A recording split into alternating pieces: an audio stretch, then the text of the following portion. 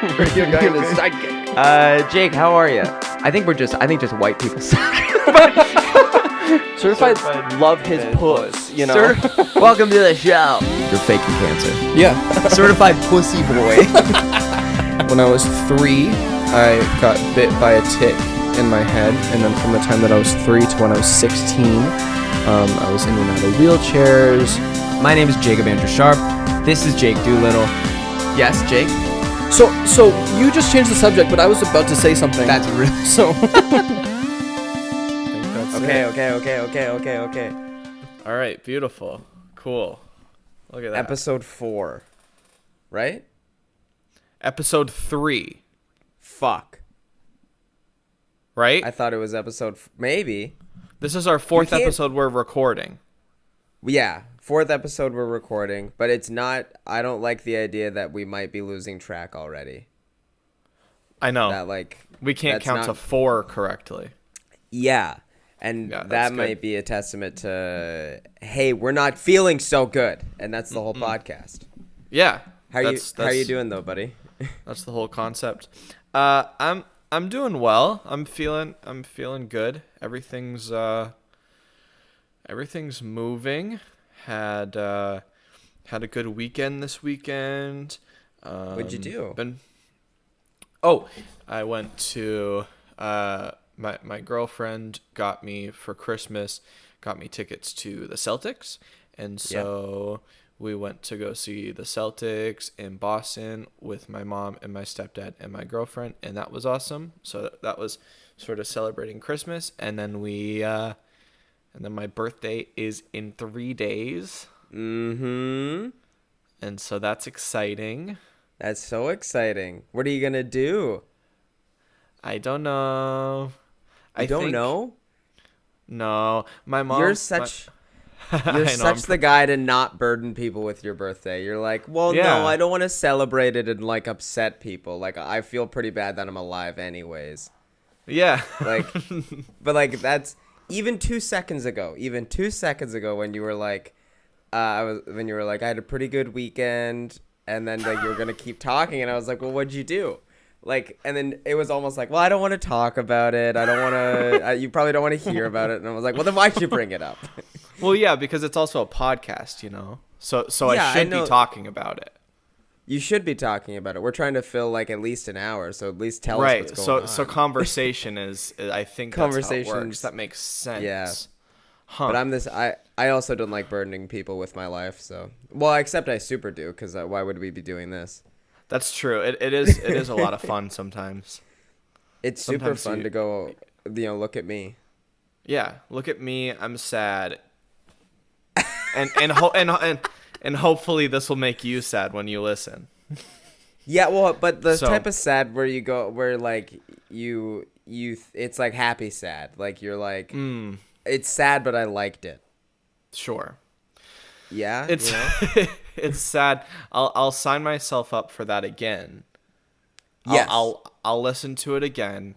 Yep, but I could use another Smiling Through the Tears podcast. Sure. Because I think that's what everyone needs.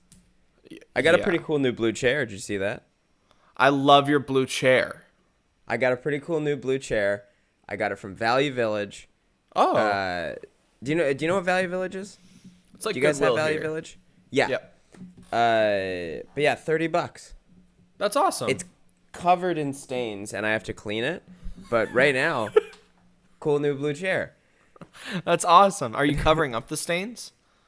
No, I'm actually... What it is I'm covering up actually the part of the chair that's actually, nice. That looks decent. Oh, yeah, good. but I sprayed it down last night, which seems to have caused, a new stain. But now I think I just have to spray down the whole chair, so it's just one big stain. Good. That makes sense. So that the tint of the chair is just stain. Yep. I'm thinking about getting into flipping vintage furniture, but not fixing it up. That's actually a really good idea.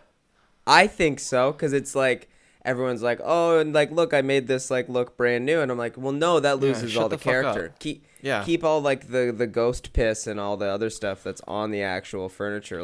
I want it to smell like an ashtray. I want it to look like some guy's rotten foot. Like I like that charm in a couch or whatever, you know. If this chair doesn't smell like baby vomit and shit, then it's not. Is it a chair even? Like is it even a vintage chair? Did a man die in this chair even? Because I want to see the life that was left on this chair. I want to see that, you know, the stain when people die, you know, that stain of like their body. I need to see the outline of their body. You know the stain, like when people die. You know exactly what I'm talking about. Don't I do know what like you're talking about. The gross fucking stain with like shit stains and piss. Yeah. Yeah, the disgusting sweat marks that we leave when we leave this earth. Yeah. We leave this life. Yeah, I know what you're talking about. It makes you feel really good about. Makes you feel really good about death. So that you're gonna leave this earth. Are we gonna talk about death today? No. Well, okay. Let's see. Well, we can. We have questions, right? Well, hold on. We have a lot of questions. I wanted to find out what you're doing for your birthday. Oh, we didn't even get to that. I'm actually really excited about this. So I live in a really trashy, gross area of Maine, and right in the meth sector of Maine, if I remember correctly. Yeah, and I used to live in like a decent area, like the hipster area. There's a coffee shop everywhere, but now because we moved up to where Hannah is going to school. It's in a gross area, and nobody wears masks, which is awesome. Oh no. And so there's 2 casinos in Maine, and they're both disgusting. Okay. And my mom and my stepdad are coming up on Friday, and we're going to the grossest one. Good. And we're going to gamble. And nice. I've set out $100 that I'm going to gamble for my birthday. And that's your gift to yourself? Is I'm going to lose money and give it to toothless people who are then going to lose the money that I give them after losing to them, you know? Wow. Giving back to your community. If you were here, you'd say... Yeah. Oh, no, don't worry. You know what I mean? This casino is connected to a vaccine clinic. Okay. There's a vaccine clinic inside the casino, which is across the street from a strip of bars, and the hotel is $40 a night. Whoa! So we're in like so a you good can knock area. Everything out of the park. Oh yeah. You can get your booster, and you can meet some cuties. Go to a $40 motel. Yeah. Wow. Yeah. I mean it's like the losing money. Like it's like the we took your money casino motel. Like you set aside your $100. We took it because you're not good at gambling and most people aren't. And now you get to go sleep at this motel. Yeah, it seems like one of those casinos where, like, if you win big, you're not touching that money. Yeah. Like, you win $1,000, and they're like, we don't have it right now. Yeah, bingo. Yeah. What happens in the rough part of Maine stays in the rough part of Maine. Yes, yeah. Okay, great. It's right next to, it's actually next to the venue where we have all of our Trump rallies, so. Oh, great. Right. So, like, the best type of white people live there. Yes. Yeah, absolutely. Oh, no. It sounds like you're going to the Vegas Strip of Maine, but I want Katy Perry to make a song called Waking Up in Maine. But it's just like a bunch of like really sad references to like, I don't know much about Maine, but. Well, I mean, but you can guess, you know? Yeah, I can super duper guess because I also grew up in like a terrible small town in the northeast part of North America, and it's the same everywhere. It's white, it's a little racist, and there's nothing else to do but drink and do drugs and then gamble. Because there's also a casino where I grew up in Gananoque, and Good. it's not great either. They know exactly where to put them. They know exactly where to put them. They're really good at that. Oh yeah, Waking absolutely. up in Maine. Maine. It's a good song. It is a good song. I only Yeah. know the only thing I know about Maine is kind of like the accent, just because of Fred Yep. Armisen. Like Yep. Maine, Maine. Yeah. Yep. That's a thing for sure. That's a thing. Waking up Well, in Maine. That's a sad start to the podcast. Waking up in Maine.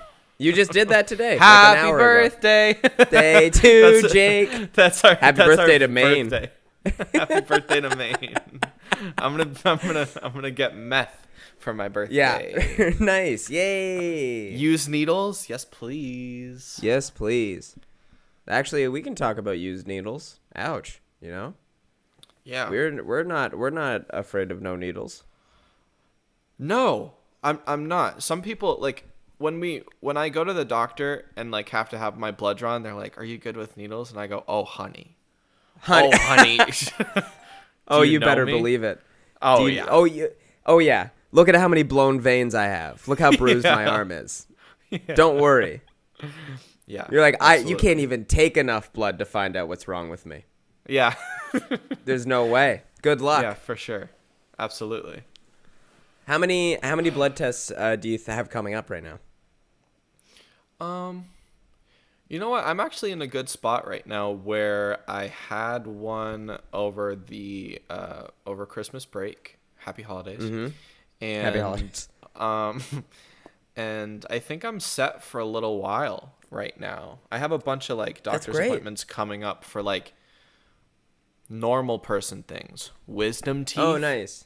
Whoa. Oh my god. Okay. But that's so exciting. But it's normal. It's not normal. Like, that's a breeze. Like, people can Yeah. relate to that. Yes. That's amazing. Yeah, so that feels good to Wow. have something where it's like, oh, it's not it's not both of my knees are necrotic and they need to replace it with cadaver bone.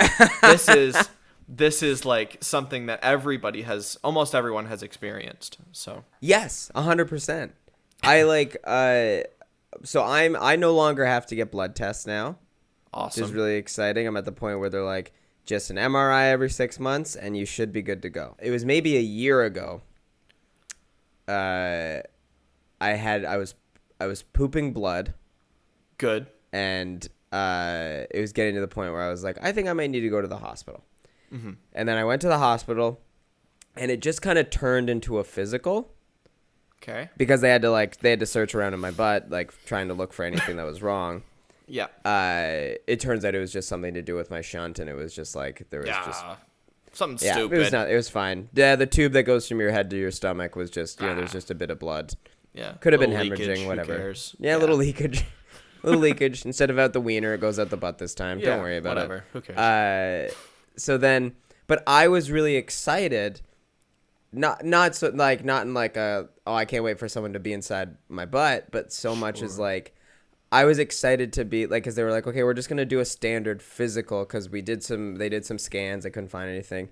We're just gonna do a standard physical, and then I was like, oh, thank God, because now that I think about it, I'm 26 at the time, Mm-hmm. and I've never gone for a physical, which is probably bad. But I was like, you know what? Yeah, but like that's the best part of when you're sick. They're like, well, let's just knock out a bunch of stuff for you, yeah. because you're obviously like not equipped to do basic things as a person. So we're gonna stick this finger up your butt and make sure that you're actually like okay in lots of ways. For sure. So I was really excited because not only was there like nothing like I wasn't like there was like another tumor or anything. I was just really happy that I was like, I got my first physical today, and Yeah. it only took me getting brain cancer to get it. Sure. Little I mean, it's a little extreme to get your first physical. Wicked convoluted. Why did I do Yeah. that? Yeah. But I relate to that. Like I haven't had a physical in like 3 years because everything is so specialized where it's like Right. it's like we're going to see if your ankles are in line with your knees. But Right. but we're not going to see if your balls are in good shape, you know what I mean? No. Oh, well, that's because they're like, we don't need to check your balls or butt because like we already found it. Yeah. Whatever was wrong with you, we already found it, and Yeah. like there's no reason to check anything else. Sure. Like if you die from anything else, they'll be like, thank God, because like it was just like if you die of like a normal thing, they'll be like, oh geez, all right, well, that was supposed to happen. All this other stuff, wow, I like think way over the top. I was thinking about it recently. I think my dream is to die of something normal. I've had that dream before too. I'm not joking. Like not even like I want that. I've had a dream where I literally like I got like a heart attack. Mm-hmm. Not that that's like a good way to die or anything, but like for me, I was just like, oh, like of something that like someone's dad had. Yep. You know, like something that someone can relate to, where it's like I didn't die of like a brain tumor that's in like a rare spot of my brain. I died because I don't know, like I got like an infection in my leg or something. Yeah. Like something that's just like, or like I it's don't the know, let's say, 1800s, like, you died of an infection yes, in exactly. your leg. Bingo. Yeah. I died. Yeah, I died because of like I don't know, just like Scurvy. Shit didn't go right. Not Sure. something that's everyone's like I couldn't imagine. I don't want Right. to die. I don't want to die where someone's like, oh, I couldn't imagine what he went through. Yeah, something pretty straightforward. Albeit probably a little gruesome, but something that's like you're gone. Yes. Yeah. Yeah. I wouldn't mind a beheading. It sounds quick and easy. But also, All right, sorry, but also, Jacob, in what situation are you getting a beheading over a heart attack? Huh. I guess maybe in like a weird world where like brain tumors become currency and someone wants the remains of mine. Maybe that's where it comes in, where they're trying to harvest tumors because it's now like I don't know, like maybe crypto's like gone to this like Sure. I don't know, it's gone down the tubes and then they came up with a thing called like tumor coin and then they're just trying to harvest all tumors. So fortunately mine's in my brain coin. and I get it. Yeah, Yeah. tumor coin. And Or then like- I get my block knocked off Sure. by some guy who's down bad. You get your block knocked off by a chain. Yeah, Block nice. chain. Block chain knocked off by a guy who's down bad, but I'm down bad worse because I have a fucking tumor in my head. Not But- anymore. Not anymore. Chopped off. Not Gone. now. I don't even have a Yeah. head. Yeah. And That, that's how I finally beat cancer is I cut my head off. That's actually a genius idea. I Have you ever thought of that? made that joke like a bunch. And I was I would like they would like come in and I was like, today's the day you're gonna have to amputate, isn't it? Mm-hmm. And they That's always good. were like, but I thought it was really funny, and they would be like, that's like, we're not doing that. Like, no, we're not doing that. And I was like, no, I know that. You're not gonna cut my head off. I know that. I'm fucking kidding. Yeah. Hey, it's a joke, but also like, that's a doctor's worst nightmare is a comedian with a brain tumor. Yep. Just being like, It's I'm not gonna like- take this very seriously because I don't know how to deal with my emotions. Are you okay with that? Oh, I remember one time I was like, I got hooked up to chemo one day, and my oncologist came to visit me, Dr. Bedard, and I was like, I'm feeling pretty good. What's in this stuff? And he was like, chemo. What's wrong with you? That's really good. Yeah, it was a blast.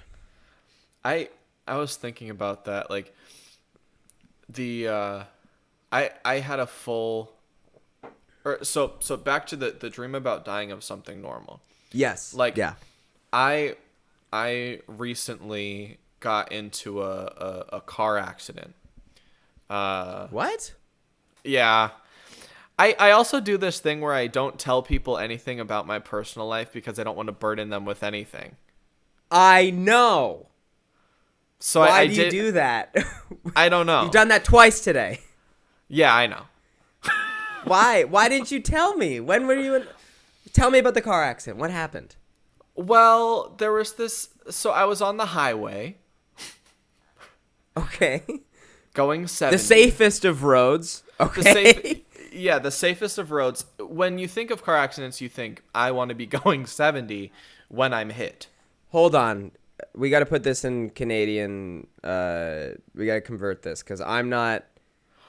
I'm not in. Christ. You're in miles, right? Yeah, whatever. I'll look it up. 70 miles per hour is. Yeah, look it up, please. What am I? Am I in the metric system? Yeah. 112 kilometers per hour. Okay, so that's like a safe speed. Pretty fast, though. Here, pretty fast. Yeah, like. Well, I think maybe Canadian highways people don't really, because like people go like 120 as like their base speed in Canada. But I don't know. Yeah, so this was last week or 2 weeks ago. Driving on the highway in the passing lane. Okay.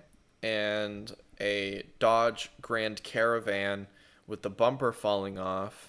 And an old lady with a cigarette in her mouth. I guess I was in the passing lane and she didn't look over and she just like hit me. Oh no. Which was really weird because like she just didn't look over, put on her directional and like slammed into me, and then we both pulled over and then that was it. Okay. Everyone was okay though? Everyone was okay. She was to that age where it's like, oh, I don't know if you should be driving right now. You know what I mean? Yeah. And that's such a hard thing to like call. Yeah. I feel like. Yeah, that's tough. Like, and you don't want to be the guy to be like, you're too old to not drive. Yeah. Because then you don't look like a hero.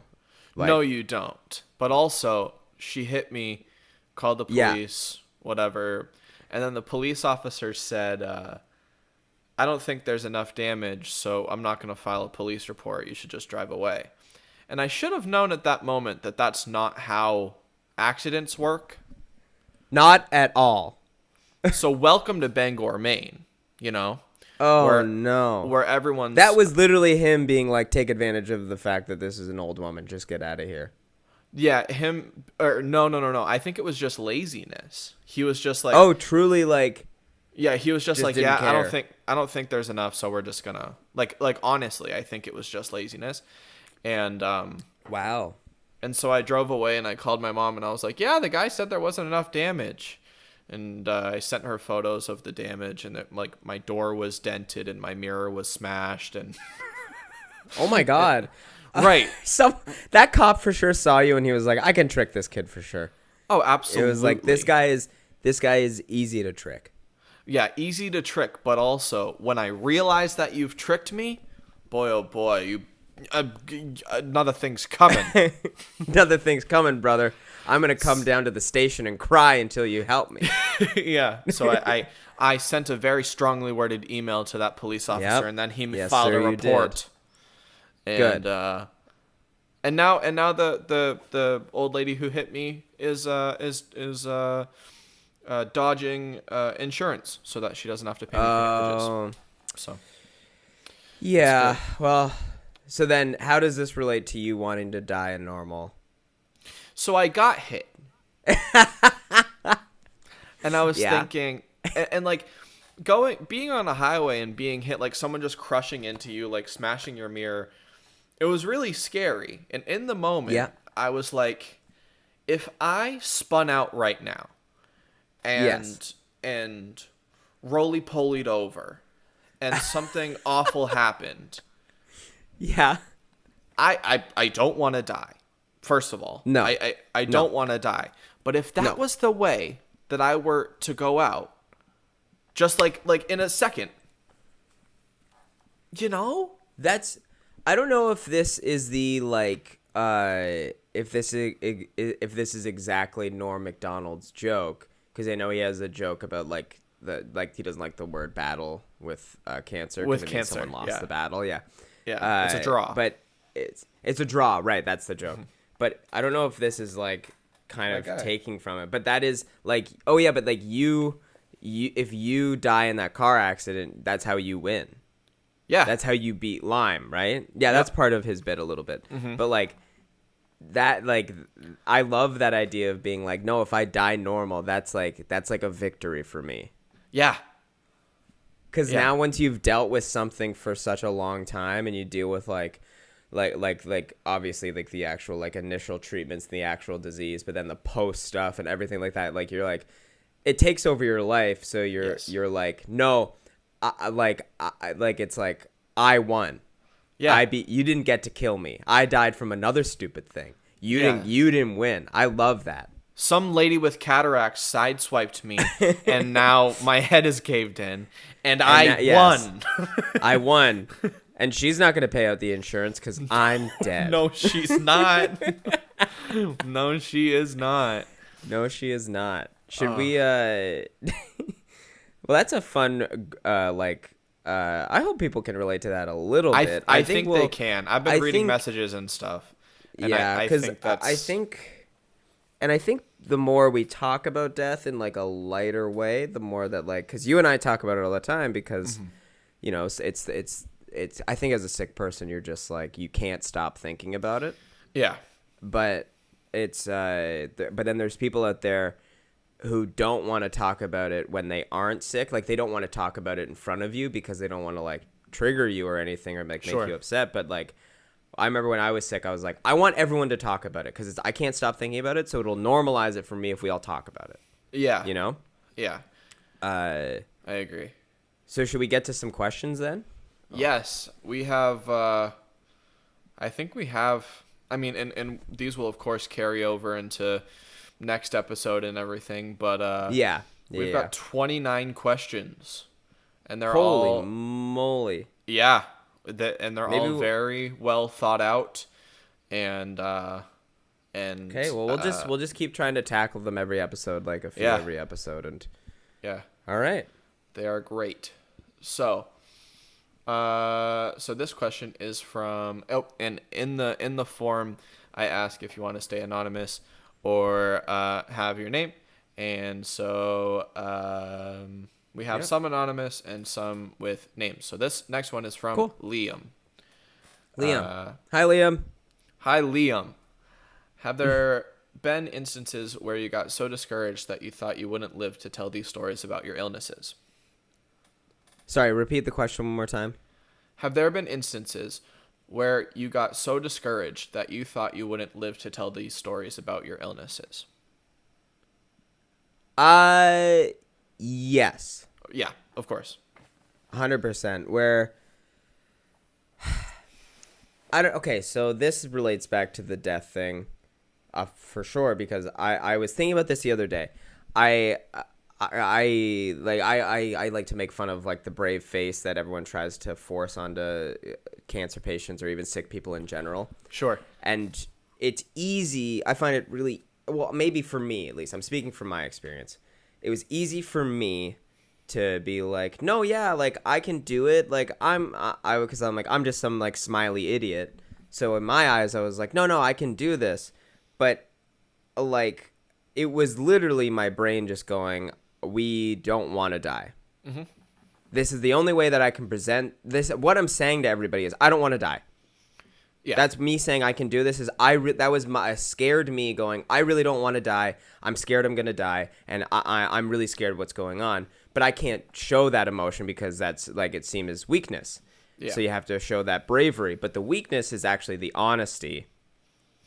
And it's actually how you feel. And then people see that as like, because everyone like, this is such a tough thing to navigate, but like the bravery part that you like, that people like really try to push on sick people. I get that it's trying to keep a momentum of positivity so you can like have that energy to fight whatever you're fighting. But sometimes you need that honesty to go like, no, I'm really scared. I think I'm going to die and I'm really scared. I don't know what's going to happen. And I always was talking about death, I think, as a way to normalize it, but it wasn't until a doctor told me that I should have died. And then that's when I really had that was when I had like the kind of flash of like, oh my God, like it actually could have happened and it should have happened. And I think that's when I kind of looked at myself and I was like, oh, you're being like a fraud right now. Yeah. You're lying to yourself and you're lying to everybody else. being like, I'm gonna do it, I'm gonna make it, we got this. But that's like, as positive as you can be, and this might be more nihilistic, but like, as positive as you can be, you have no control over what's gonna happen. Like, it's in my eyes, it's completely random. Yes. Because I've seen people who are like that and then they end up passing, or I see people who like don't really care and they live. It's just there's no correlation to the bravery that comes along with being sick. I think it's important. Don't get me wrong. I think being positive and that I do think that's important, but I think there needs to be an honesty with the fear of dying. So yes, I there was moments that I was like, it was when a doctor told me that I should have died, and I was like, oh my God, that scares me, because then I would never be able to talk about how I feel about this. Yeah. And that might be selfish, but it gives me a lot of joy that I can talk about this and I can connect with people. Mm-hmm. Yeah. Because that's something, and I think that's the thing that I didn't want to miss out on most is I want to connect with people, because going through it and knowing how scary it is, it's comforting to know that other people go through that, and it's comforting to know that you're helping each other by talking about it. Yeah. I think like that's what this podcast is sort of like a something where it's like, if something were to happen, we have this. Yeah. You know what I mean? Yeah. Like this is our us talking about our experiences and us telling people what it was like and trying to help people.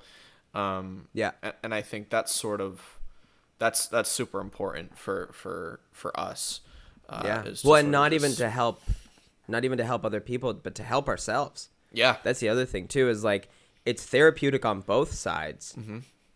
To be like, to get the story out, and then to hear that people relate to it, and like, so then you go, oh, well, it felt really good to talk about, so I want to talk about that more, because then you get those feelings out. Because the one thing that sucks about that is like knowing, because there's like an emotional burden that a lot of people hold on to with being sick. Yeah. So then to release that by talking about it is really important. And I think the fear of dying while you hold on to that emotional burden is really scary, because you don't get to release how you feel before you might pass. So that's really scary. I think like, and that sort of leads into like survivor's guilt and absolutely things like that, and I guess you can call me king of segues. Here's a question from Bethany about survivor's guilt. You both briefly touched upon survivor's guilt, and I had a question about that due to my own experience. I had a brain surgery after 16 years searching for a diagnosis, and found out that I had something called Chiari malformation type 1. Essentially, brain too big for my head, lots of pain, could be paralyzed. I have tried to find support groups to reach out, but always feel guilty being someone who had a successful surgery, while others I have seen are in their 5th surgery still with no success. I was wondering if either of you have experienced this kind of guilt in support groups, and if you have any advice. And this question has been asked more than once. Of course, not the same. Not the same experience, but sort of how do you find support when in situations like this? So I don't think I've talked about this really on like a public note. And I'm planning on talking about it more, but about a few months after I went into remission, someone I was in treatment with went into remission as well, and a few months later, and then his name is Jesse, and we finished treatment within a day within each other. And Jesse, I just want to say on a quick note, Jesse is one of the sweetest people I've ever met in my life, and he is like he is one of the biggest parts of my cancer journey, and he ended up passing last February, so it's been a year since he passed. And it was about 2 months after I had went into remission, I think 3 months after he went into remission. And after he passed, I went through a heap of survivor's guilt.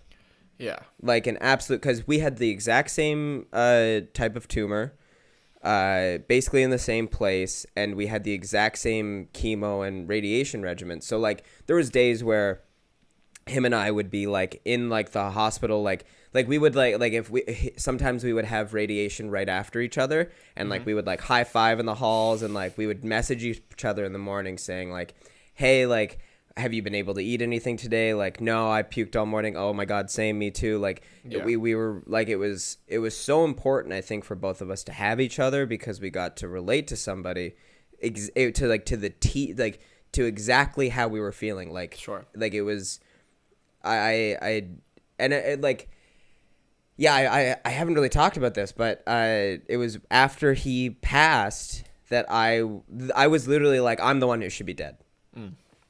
I should be dead, because I think I saw Jesse in such a positive and like important light, and I rightfully so. Like he was the best, but I was like, how, like that's where I was kind of going through those emotions of like, how is this fair? How come we do the exact same treatment? He dies, I live. Like that, I was angry, and I was like, this doesn't make sense, and I felt guilty, and I felt awful, and I was like, and I just I couldn't handle the fact that like I'm fine and someone else isn't. Sure. And that's a lot of the stuff with being sick, is some things work, some things don't, and that's why it's so important that like, as much as we talk about our experiences, it is case to case. But when I was going through those emotions, and when I was going through that like idea of like, I'm the one who should be dead, I found like it was when I went to go to his shiva, which is he's Jewish, and it was so it was like his ceremony for his passing, and his family invited me to go. I hadn't met any of them, and like just talking about Jesse with them, and like talking about the experience that we both shared, and like that kind of helped with that a little bit, just because like I got to relate, I think, a little bit more to that specific situation. But really at the end of the day, like it's really hard to navigate that stuff, because it's if you're like an empathetic and sympathetic person, then you will have those feelings of going, it should have been me. Yes. Yeah.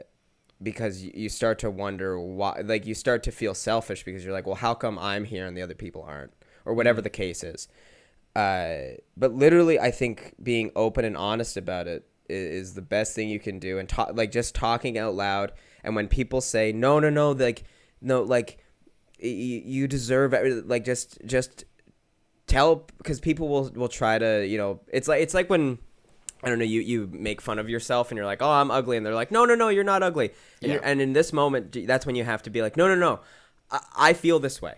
Mm-hmm. I know that you don't want to hear it because it's really sad, but I really feel like I'm the one who should have died, and I think being open and honest about it is really helpful. Mm-hmm. And really, the thing that helped me most was going to see a therapist about it, because I don't have like a quick tip or trick, but talking about it as much as possible can help you navigate that stuff, and at least it puts it out in the open. So like you can, it's like the type of thing when you hear it out loud, you can kind of hear yourself talk about it, and then you can start to navigate it, if that makes sense. Yeah. Sorry, I'm rambling a ton, but no, you're all good. I think like in situations like this, sure, like if you've had the successful surgery and there's other people in their fifth surgery with no success, I think that those people who are in their fifth surgery want to talk to you as much as you want to talk to them. Yes. It's I like, everybody wants to talk about their experience, and even though you may feel super guilty, I think sort of expressing expressing relatability and that you support them and that you can talk to them about things like this. I think that's huge. In my own experience, I remember when I was like 13, I went to Boston Children's Hospital and walked in. It was another appointment where a doctor said that I was crazy, and then walking out, I took the elevator down, and the person, there was somebody who was just standing in the elevator, and I don't know, I don't remember their diagnosis. It was something. It was a physical disability, and Right. they lived in the hospital, and they wanted to just man the elevator and ask you what floor you wanted to go on, and this person had a physical disability where I was like, oh, I'm okay. You know what I mean? Right. Yep. And this person was just like, hey, what floor do you want to be on? And I was like, okay, if this person can find some sort of happiness in a minute thing, this person lives here, and the thing that brings them joy is to man the elevator and figure out where people want to go, and then making conversation with them as they go down. That's huge. You know what I mean? Yeah. Like I was sort of thinking that because when you're 13, I was like, I'm the only person that is ever in pain, and my life is horrible. And then this person sort of made me realize, okay, it can be worse. And even if it is worse, you can always try to find some sort of bright side or happiness in it. So Absolutely. And I think I like that you talked about like thinking that this is only happening to you. Excuse me, that this is only happening to you. yeah. Because I think that's where like at least for me, that's where a lot of my like guilt comes from. Because and that's where I almost feel like bad about it. I don't know if anyone can relate to like feeling almost shameful for feeling guilty. Because I don't want to be the person to also be like, no, like, because for me a little bit it almost is like, well, no, I don't want someone to go through that because I'm going through it. And it's almost like me trying so hard to be nice that it almost becomes like annoying. Sure. Where I'm like, no, I'm the one who's supposed to die, so let me take that pain away from you. But also, like, where do I get off thinking that I'm the main character that is like I don't know really what. No, I know. Do you know what I'm mean. saying? Yes. Like absolutely. it's something that like and maybe it's just like that's just my own shame in like feeling a little selfish about this.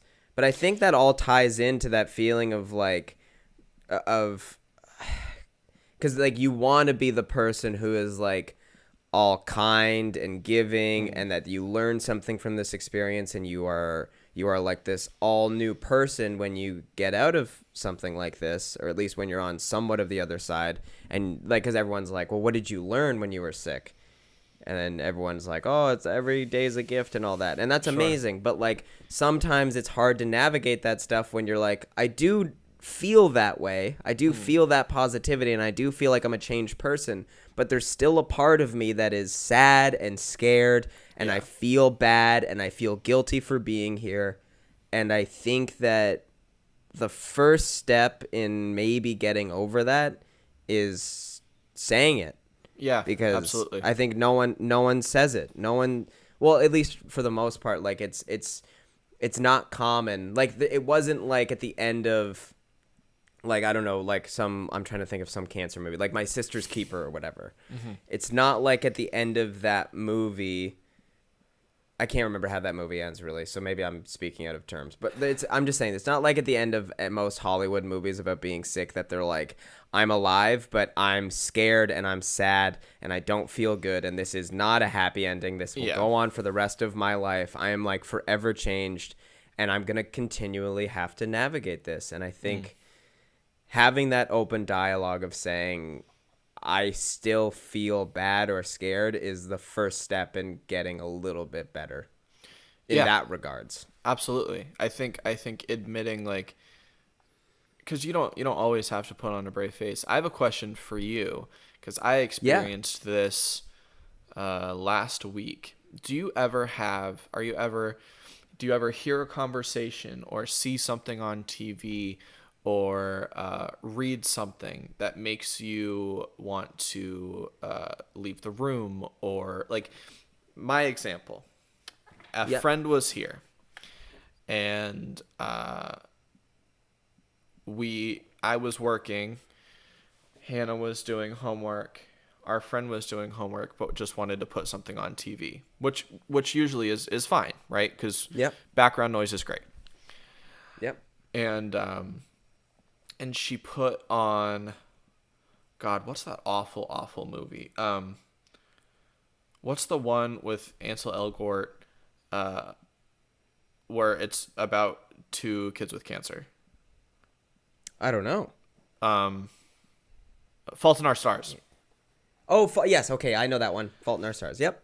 And she put that on because she wanted to finish it because she was watching it at her apartment. And Hannah and I both, like, almost simultaneously had to, like, walk into our bedroom and like play music. Really? Because we sometimes things where it's like couples who are sick, who one passes, things like that. Like, of course, I think that thinking about these things and admitting that you are still scared are very, very important. But things like that, where, like, if I see something where it's like a couple and the guy is sick, I'm done. I can't. Really? I can't. I think, and I also think it's because, like, Hannah and I are going on 7 years, and we've had so many death conversations where it's like, if Lyme doesn't take me, I'll end my own life, and so you're just gonna have to find somebody who makes you happy, and that's okay. And it's like, and of course that hasn't happened because things have gotten better, and I'm very lucky. But, like, if something comes on TV where I'm like, okay, that could have been, then I can't. Then I'm out of there. Yeah, the only time. Okay, I agree. Whenever anything comes up like that, I get upset because not because I'm upset, because I'm sad that that it reminds me that I will, one day, as we all will, we all pass. But it doesn't make me think about me passing early or anything. It makes me, whenever that stuff comes up, I just think about Eilish. Yeah. Because in that moment, it's no longer about me. And that's another thing that you, like, being in a relationship while you're sick. That's the other thing to realize, is that, like, there are people who are here that will be affected by you passing.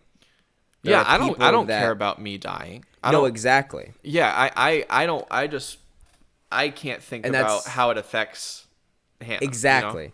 Because I think when you're sick, you at least come to the grips with the fact that, okay, it can happen, and it will happen at some point. But I get that. I totally, like, that visceral reaction of being like, I can't watch that because I can't think about what that will do to the person I love most. You know what I mean? A relationship and the girl is crying on the guy's deathbed. Fuck. Nope. I'm all good. Yeah, I can't think about that. And I think like I can watch like the idea of like watching 50-50, for example, where spoiler alert, but the movie's been out for like 15 years, so get over it.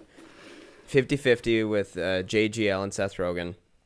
I almost like that movie better because at least he is kind of like where the height of the movie is like his girlfriend cheats on him, all that stuff. And it's like if he does die, he's really it sucks because he's obviously leaving behind his family and his best friend, but there's not like the emotional stakes of like a romantic relationship. Yeah.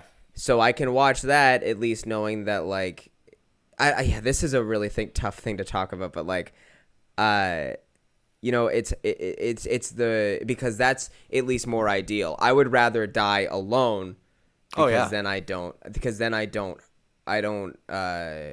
hurt anybody, and I want the person I love most to at least be okay with somebody else already.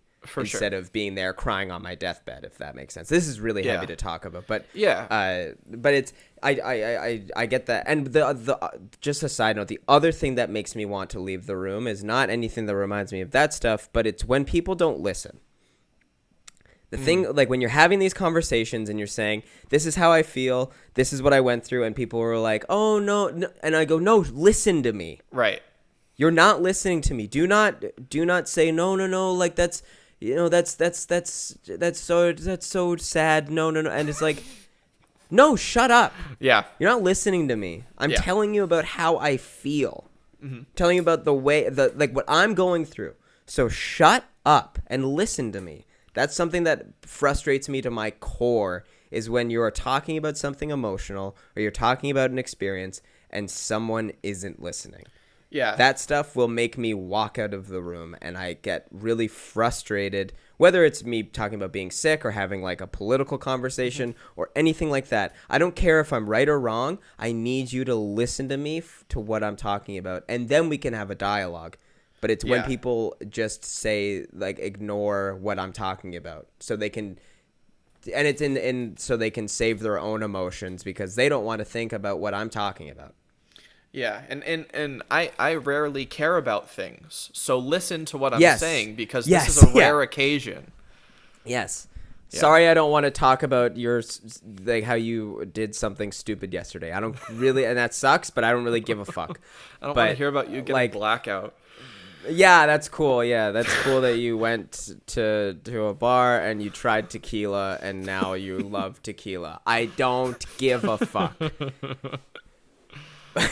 Yeah, but yeah, but yeah, I that is a good question, buddy. And I think maybe we can talk about it next episode where we dive more into like the relationships of being sick. But that is a great way to open that up because I think there's a lot to be said about the fear of, and our partners might have a different thing to say, but at least, and I think that's an even more valid thing to listen to. But it's the fear of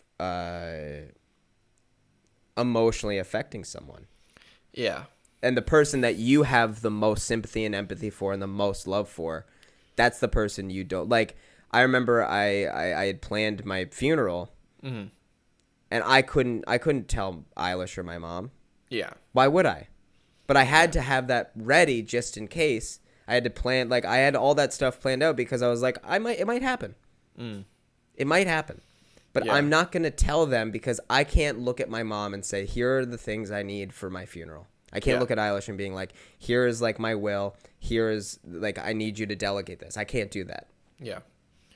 And also like getting into a relationship and then being sick after already having a year or two in the books. Yes. Oh my God. Like you didn't sign up for that. No, and so I had that conversation. Really, I'm sorry. I do have to go in like 7 minutes, but deal. I'll say really quick. I don't know if you had this. You obviously said that you had this kind of conversation with Hannah, but I told Eilish when I early on when I got sick, I had that conversation saying we kind of had that conversation. I'm like, if you can't do this, that's okay. Yeah. This is awful. and obviously that, that was a bigger conversation, but like you have that, like you obviously have that initial thing because you go in your mind, you go, I don't want to put you through this because I know this isn't going to be easy. Yeah. Especially for someone like Eilish. I don't know if she'll even want me talking about this too much on here, but her mom had breast cancer when she was 16. So she's already gone through this.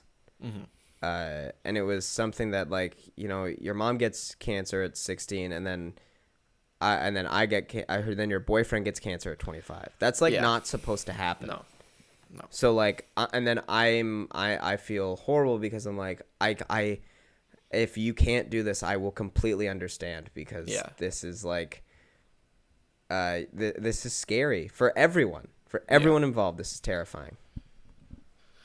Yeah, it's a hell of an experience, but then that's how you know that they're the one, is if they oh my God, absolutely. Then it's like, fuck, we can get through anything. Well, and I think that's the testament to who Hannah and Eilish are, is that if they can stick around, the fact that they stuck around and they showed us the love and care that they did for two dummies like us, like I seriously am like, I can't imagine not being with that person because well, one, I'm madly in love with Eilish, but that adds another part to your relationship that's hard to explain.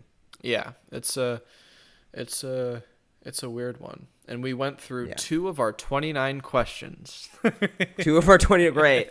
And we even added in another one. So we really, you added in a new question. So it became 30. Yeah. Well, it's okay. We'll get through these questions as we go. And I don't want to, sorry, one sec. I don't want to discourage people by saying don't ask questions, because we will get to them. I want to try and get to all these questions. Absolutely. But it'll be a journey for all of us, right, gang? Absolutely. Right, gang? Yeah, a journey gang. for all of us. Excuse me. I have been holding that burp in for that whole time because I was like, it's either I'm gonna cry or burp. So that's fair.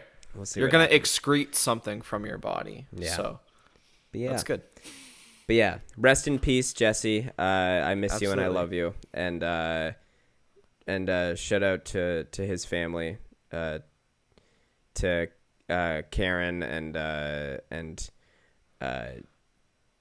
his brothers and his dad and everybody who and Abby and everyone who took care of me during that time. And I love you guys and I miss you very much, Jesse. So yeah, that's what I wanted to say, and I'll probably talk about it again. But of course. That felt good to talk about.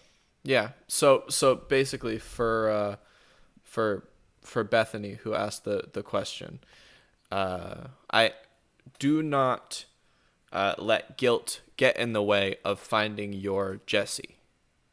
Yes. Yeah. That is, and that's the thing. The relationships you'll make with other people who are sick are not only important to you, but it's also important to them. It's important to everybody because and it's scary. It's hard to meet people no matter what, and it's even harder to say, hey, we're both sick, can we like talk? Like how are you, who are you, and like what do you feel this way? Because I feel this way. And more often than not they will relate to you on a level that most people can't. So and then you can start a podcast. That's Jake and I were already friends, but we get to connect on this level that it's just so special, buddy. Absolutely. Well, thank you. How do you feel? Thank you for joining me. I feel great. Good. And yeah, that was another episode. Yeah. Another episode of All in Our Heads, because remember, if you're sick, it's all in your head, you dumb idiot. It's all in your head. You stupid dummy. Shut up. Shut up. Shut up. All right. Bye, everyone. Well, bye, everybody. Thank you for listening. We love you. Okay, bye. Bye. Bye.